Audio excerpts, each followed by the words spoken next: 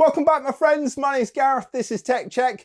That's right, guys. We've got a PC build. Yippee! So this week, I'm going to be building what I think is the best bang for buck gaming PC at the minute for the money. No, we're not going to be using all the latest hardware, so we are going to be taking a step back. And yes, these are all used parts. But stick with me because we're going to be doing a step-by-step build guide in this NX410 from Antec, an RTX2070 Super, a B550, a 3700X AMD CPU, this Arctic Freezer 34 cooler, a 650 watt bronze rated PSU, 32 gigs worth of RAM, and 2 terabytes worth of NVMe and hard drive as well. Let's do this. So the first thing we're going to do, guys, only have on your desk what you're actually going to need. In this instance, it's our CPU, our 1 terabyte NVMe, our 32 gigs worth of RAM, and then our motherboard. So I've took this out of my motherboard box and I've placed it on top of the actual box itself. Much more safer, not going to scuff anything up and not going to cause any damage. So first step, we're going to take our 3700X, which is a Ryzen 3000 CPU. So not the latest and greatest, but it's still 8-core 16-thread CPU. What we're going to do is we're going to open our retention arm. We're then going to match the triangle that's on the CPU with the triangle that's on the socket and gently drop this into position. Bearing in mind, the pins are actually on the CPU, not in the socket. Once that's done, we can lower down the retention arm, and that's our CPU installed. Next thing we're going to do is take our RAM, and notice there is a notch slightly more to the left than there is to the right. We're going to open all of our DIMM slots, and because we've got 4 sticks of RAM, we're going to populate all 4 DIMM slots. So all we've got to do is place it in position. Once it's into position, you can firmly press on either side until you hear a click. That's 1, and we're going to repeat that for all 4 sticks of RAM. 2, 3, and 4. So all of those are nicely populated and they're all sitting nice and flush, so we're all good to go. Onto our NVMe. To install our NVMe, we need to remove the 2 screws that are holding down our heat shield. So we've got a little screw there, and then we've got another screw just on the left, which is just there. So once we've removed those, we can remove the heat shield. So really easy to install, guys. Place your NVMe drive at a 20-degree angle and just push slightly forward. As you can see, we can push that down onto a standoff. If you don't currently have one of them, go into your motherboard box, get it out and screw it in where this semicircle finishes just here, so it's got something to actually rest on. You can then take your heat shield. If it was brand new, you would remove the film. We can then turn it back over and rest it on top of the actual M.2 drive, and then we can return the 2 screws and keep it in place. And there we have it, guys. We've got our DIMM slots nicely populated, our CPU nicely installed, and then we've got our 1 terabyte NVMe nicely installed also. One thing I will say is I'll leave links to everything that's actually in this build down below in the description. And if you find any value, guys, smash that subscribe button and don't forget to leave a like. Right, next thing is, let's move on to the cooler. So on to the cooler, guys, and what I can tell you is we are using none other than Arctic Freezer 34 Esports Duo.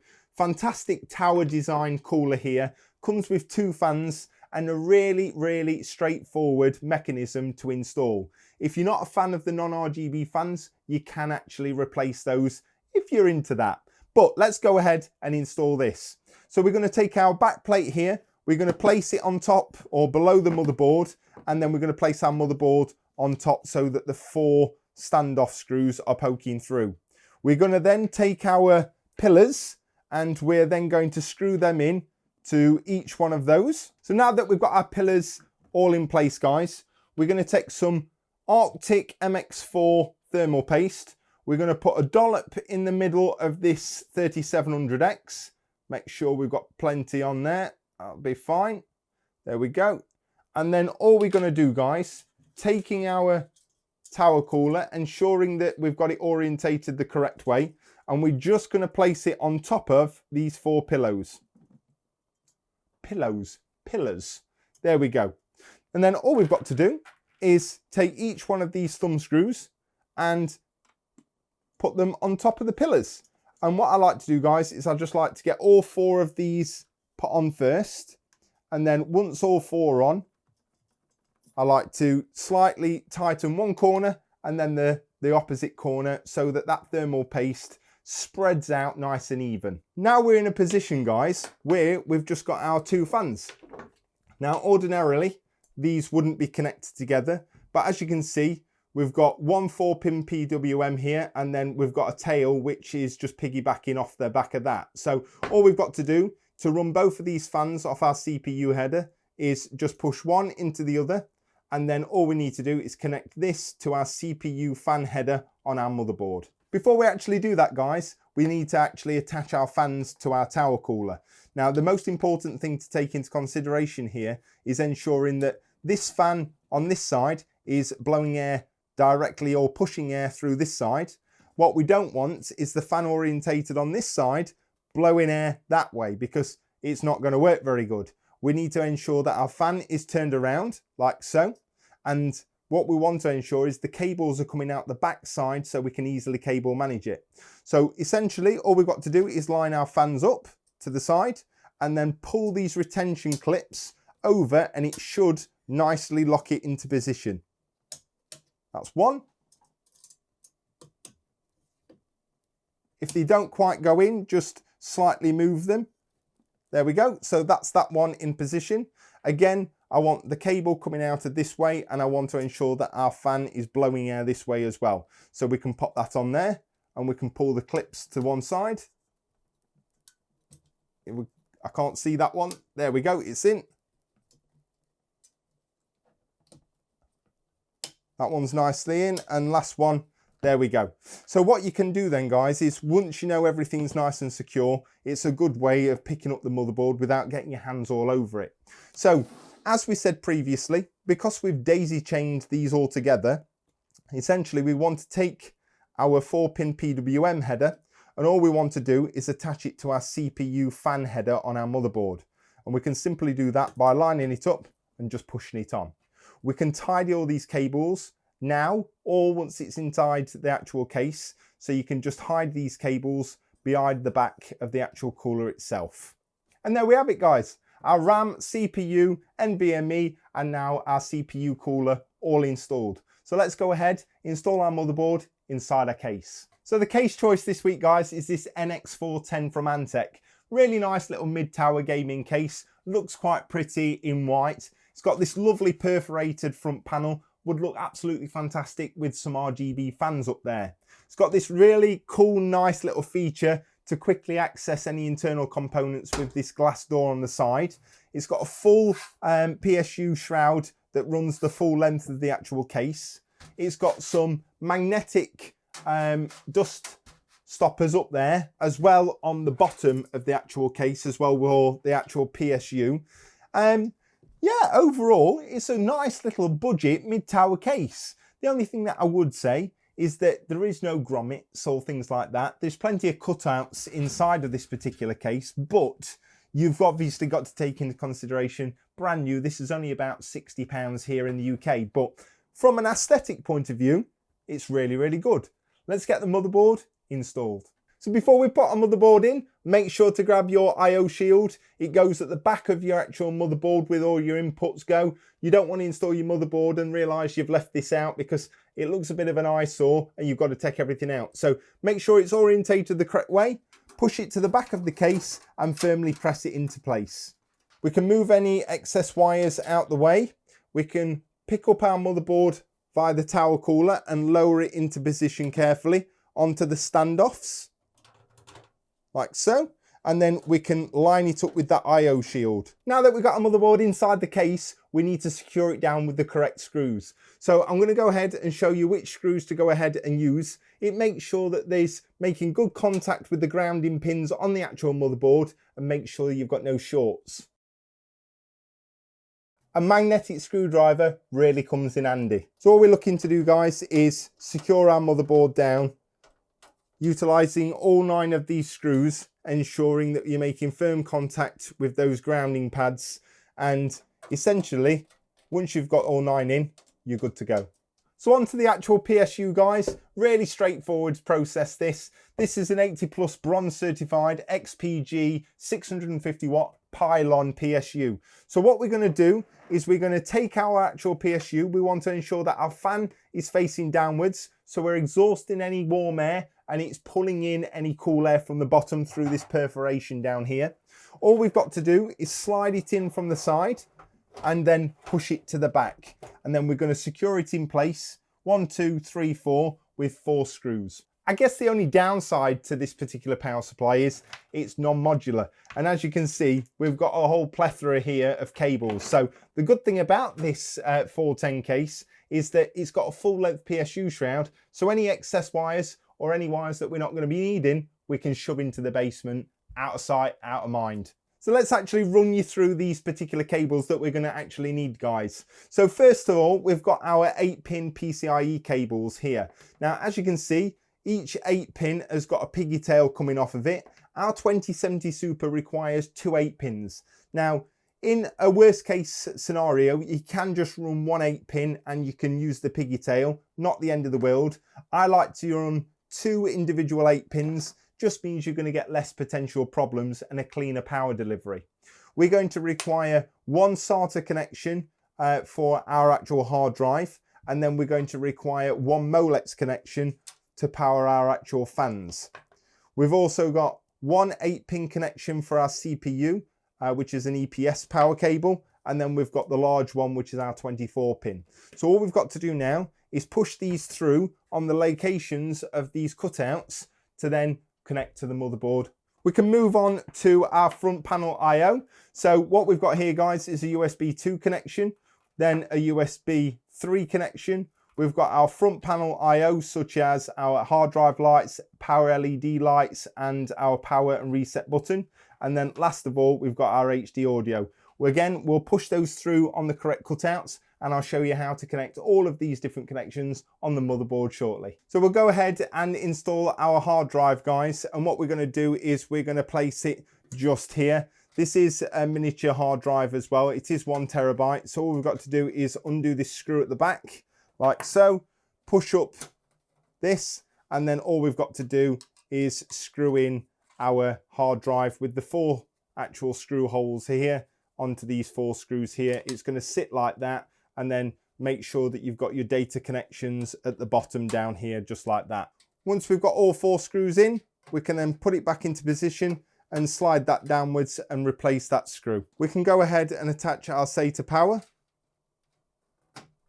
like so, and then we can run our SATA data cable, and we can push that again through to the side of the case.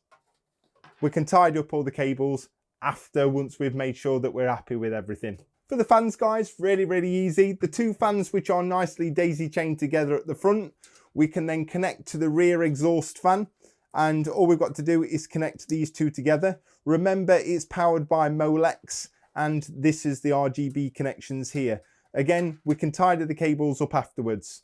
As we said previously, what we want to make sure is that we connect our reset switch to this particular cable, and then we can control all of the RGB on the fans via the actual case itself. So we can take our reset switch and then just connect it. There's 2 pins inside there, and all we've got to do is ensure that we push them onto the reset switch like so. So you're probably thinking, oh my God, what an absolute mess. But don't worry, we're going to sort it out now. I'm going to run you through all of this I/O connections on this motherboard and make sure that you've got everything connected correctly. So the easiest one to start with is the biggest, and that's this 24-pin. It goes in this motherboard connection here.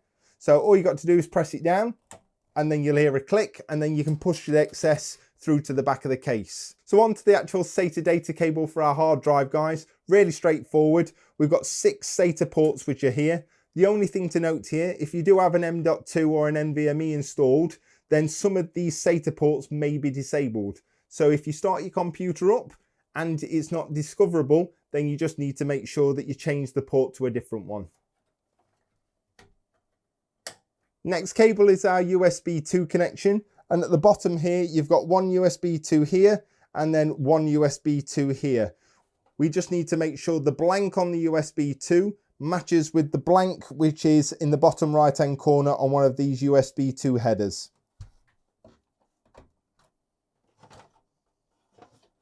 onto what I think is the trickiest connection because it is so finicky and easy to mess up, guys. This is our USB 3 connection, which means that there is a little notch on the top of this particular cable here. We need to match that notch with your USB 3 connection, and there's a notch just at the top here. So be very careful here because it's easy to bend these pins and it's a nightmare if you don't get it right. So take your time and just do it nice and gently.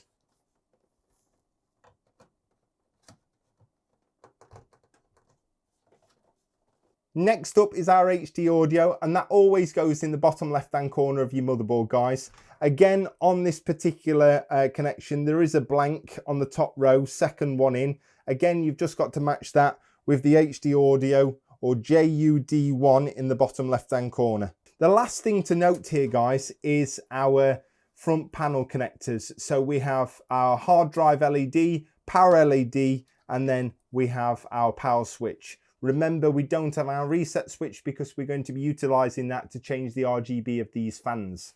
Now, I would always advise, get out your motherboard manual. If you don't have a manual, go online and look for this particular motherboard. It will show you the pinout for this JFP1 connection, and essentially most are identically the same. At the top row you have your power switch, below that you've got your reset switch, and then you've got your hard drive lights at the bottom, and then above that you've got your positive and your negative LED lights. So there we have it, guys. Power LED, positive, negative, then our power switch, and then just below the power LEDs we've got our hard drive positive and negative as well. Last but not least, guys, is our EPS CPU power cable. It's an 8-pin connection, so all we've got to do is turn it around, make sure the clip is the correct way, and then push down.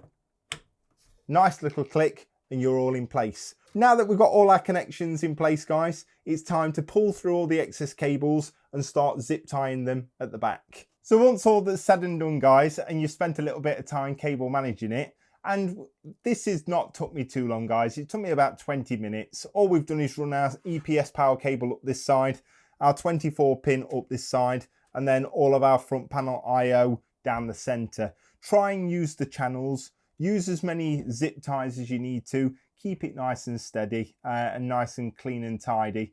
Obviously, it doesn't really matter. It's not a see-through back panel or anything like that. So behind closed doors, no one's going to see it.